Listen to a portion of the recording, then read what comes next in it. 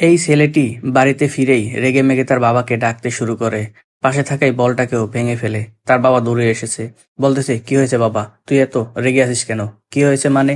তোমাকে কতবার বলেছি আমাকে একটা আইফোন কিনে দাও, তুমি সেটা দিতে পারো না, মুরদ নেই। বলতেছে, আরে বাবা, আমি অটো চালিয়ে খাই, তোকে খাওয়াই, তো আইফোন কেনার এত টাকা আমি কোথায় পাবো, তুই বুঝতে পারো না? তার বাবা বলতেছে, তুই একটু বোঝার চেষ্টা কর বাবা। তখন ছেলে বলতেছে, আমি এত কিছু বুঝি না, আমার বন্ধুরা সবাই আইফোন চালায়, তুমি আইফোন দিলে আর থাকবো, না হয় আমি এই বাড়িতেই থাকবো না। এই বলে বাড়ি থেকে রেগেমেগে চলে গেল। তার বাবা ডাকতে থাকে, আরে বাবা শোন একটু, বোঝার চেষ্টা কর। এরপরে বন্ধুদের সাথে আড্ডা দিচ্ছে। তার বাবা ওইদিক থেকে ফোন দিতেছে, ফোনটা ধরে না। দেখ, বারবার শুধু ফোন দিয়েই যাচ্ছে, একটা আইফোন কিনে দিতে পারে না অথচ ফোন দেয়। তখন তার বন্ধুকে ফোন দেয়। তখন বন্ধুর কাছ থেকে ফোন নিয়ে বলতেছে, কি ব্যাপার, তুমি এত ফোন দিচ্ছ কেন? যেখানে তুমি একটা আইফোন কিনে দিতে পারো না, সেখানে তুমি কেন তো ফোন দিচ্ছ? আমার খোঁজ খবর নেওয়ার তোমার কোনো দরকার নেই, পারলে আইফোন কিনে দিও, তখন আমি বাড়িতে ফিরবো। তার বাবা বারবার বোঝানোর চেষ্টা করতেছে, কিন্তু সে বুঝতেই চাচ্ছে না তার অবস্থা, তার পরিস্থিতি, তার কষ্ট। ফোনটা কেটে দিল। বলতেছে, এই লোকটা আমাকে পাগল বানিয়ে দেবে, আমি তো বাড়িতে যাবই না আইফোন না কিনে দিলে। 1 সপ্তাহ পর ছেলে বন্ধুকে বলতেছে, দেখ, 1 সপ্তাহ হয়ে গেল, বাবা এখনো আমার কোনো খোঁজই নিল না, আইফোন কিনে দিবে না হয়তো।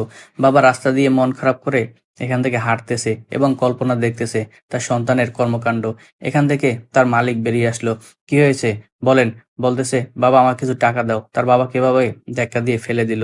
তখন তার সে অটো গাড়িটাকে বলতেছে, তুই আমার রিজিকের যোগান দিস, তুই আমার অনেক শখের গাড়ি, কিন্তু বেটার শখ মিটাতে এই গাড়িটাকে আর রাখতে পারলাম না। তখন এই লোকটার কাছে গাড়িটা বিক্রি করে চাবি দিয়ে টাকা নিয়ে রাস্তা দিয়ে হেঁটে যায় তার সন্তানের জন্য আইফোন কিনবে।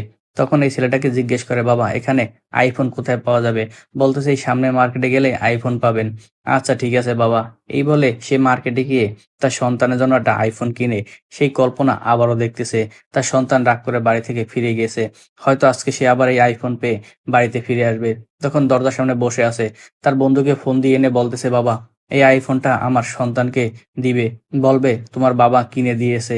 তখন বন্ধু সেখান থেকে চলে যায়। এদিকে তার বাবার বুকে অনেক ব্যথা ওঠে। সেই বন্ধুকে ডাকতে থাকে, কিন্তু সে শুনতে পায় না, সেখান থেকে চলে যায়। আর বাবা এই প্রচন্ড ব্যথায়, বুক ব্যথায় কাতরাতে থাকে। এক পর্যায়ে সে এখানেই স্ট্রোক করে শেষ নিঃশ্বাস ত্যাগ করে। তখন বন্ধু গিয়ে আইফোনটা তার বন্ধুকে দেয়। আর বন্ধু আইফোন পেয়ে অনেক খুশি। আয় দেখ দেখ, আমার বাবা আমার জন্য আইফোন কিনে দিয়েছে, আসলে বাবা অনেক ভালো মানুষ, চল বাবার কাছে যাই।